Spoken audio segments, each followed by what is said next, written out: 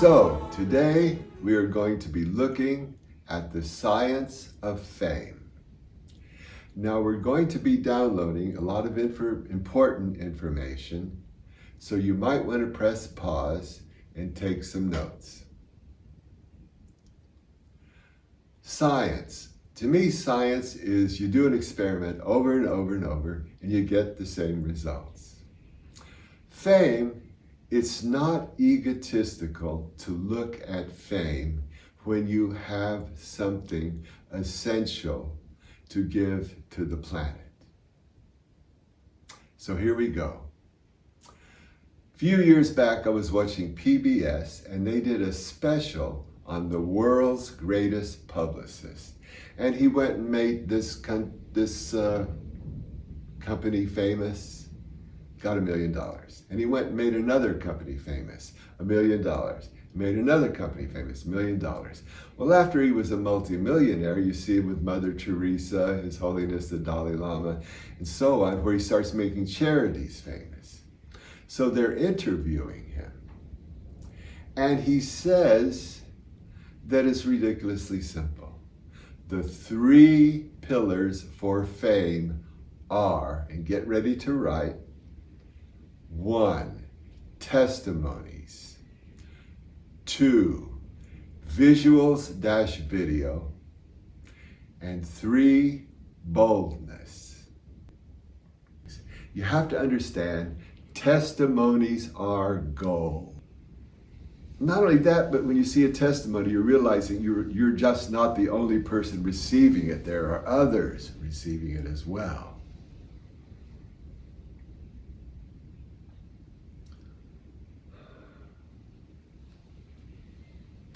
Anybody who's famous, or anybody who has a doctor in front of their name, that means authenticity. Or any newspaper, magazine, or whatever. Grab it, it's your gold for the rest of your life. Again, I want to emphasize that. Don't worry about being egotistical. Sometimes you have to shine. All right, videos-visuals. Here's the trap. Somebody writes a book and they finally finish it and they're tired, put any old cover you want. Or they made a musical album and they're tired, put any old cover you want. Wrong.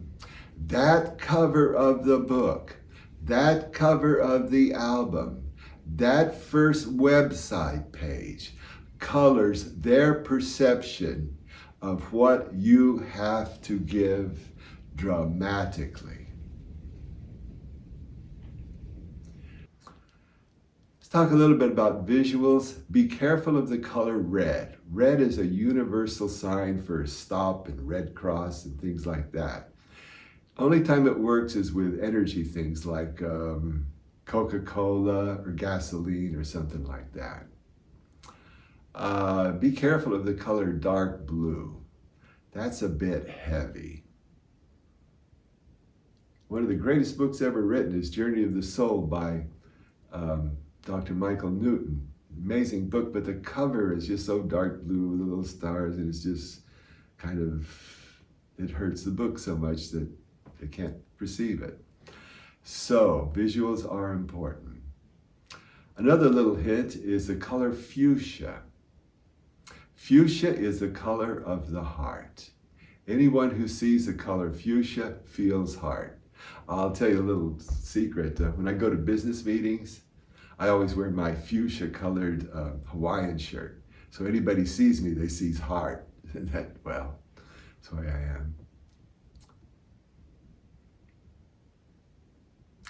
am. Also, I'm going to add the word sensual. Now, don't get excited. It doesn't have to be sexy, but as we go on this journey in the art of music healing, you're going to see how spiritual sensuality is. I do not say that lightly. And I would also say bright colors. If you go in a bookstore and you're looking at various books, when you see a color with a bright cover, your eye tends to go there. Those are the best little hints I can give you. Videos are important too, and that brings up the idea of how you present yourself. What clothes are you wearing? What, that colors your impression. I used to have a 34 voice choir, gospel choir here in Maui for 6 years, Maui World Music Choir.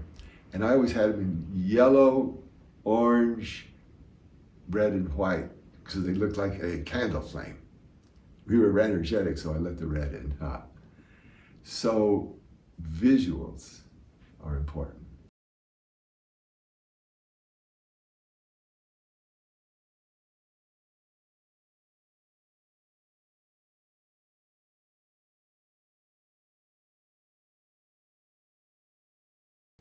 Now we go to boldness. That publicist was saying over and over and over again, where most people fail is boldness.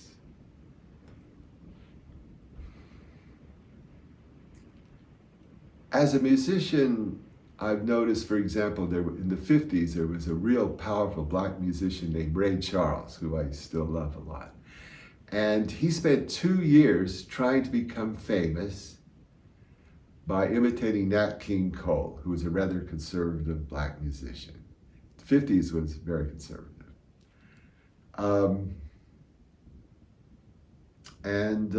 He went nowhere.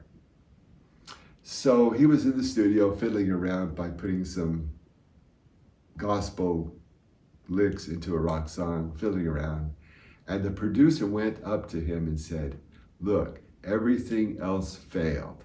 Let's try that." Within 3 months, he had the #1 hit song in the United States. "Hit the road, Jack, don't you come back no more, no."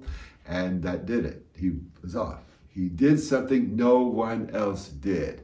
He put the gospel licks into a rock song with his backup gospel singers, and boom. So what is it you're giving that no one else gives? Where is the boldness? What's new? What's refreshing? And in communication, I always go with simple and clear. Simple meaning easy to understand, simple meaning easy to duplicate, clear meaning easy to understand. Now, you don't want to get too new and all of a sudden, something new. That isn't going to work. You don't want to jerk them around too quickly or fast, but you give them something new and refreshing. Then you can take them gradually higher and higher to the new world. So there you have it. Testimonies, visuals, videos, and boldness. I'm going to add a fourth one. Attitude of service. As a musician, I notice there's 2 types of musicians. One musician is, what can I give? Or what can I take? And they tend to be like Tin Man, very mechanical. They can't give from the heart because they're a bit too busy taking. Then the other musician is, how can I serve? When you come with an attitude of service, all of a sudden things change. You see, the force you see in Star Wars is real. The whole world knows about it. Holy Spirit, Chi, Prana, Mana, Wakantanka, Shamba, the whole world knows about it. And this force comes from a higher dimension than 3-dimension. So it's more powerful than 3-dimension. That's why there's so many coincidences and miracles around it. So when you're in attitude of service, of furthering the aliveness of humanity, then the force flows strong. If you're coming, what can I give? And my personality is his and all that, it goes jagged. A beautiful example of that is Johann Sebastian Bach. In his 20s, he said, and I quote, "The sole purpose of music is none other than the glorification of God." And being typical German, he stayed right there. And he became the voice of God. We know now he's the voice of God because his music does not die. You want to talk about fame. 250 years later, Diana Ross and the Supremes, Quincy Jones, Shakuhachi flute players, flamenco guitarists, The whole world plays Bach, and I bet 250 years from now, they'll still be playing Bach. When he became an attitude of service, he became the voice of God. That means his music does not die. That helps a lot. Attitude of service.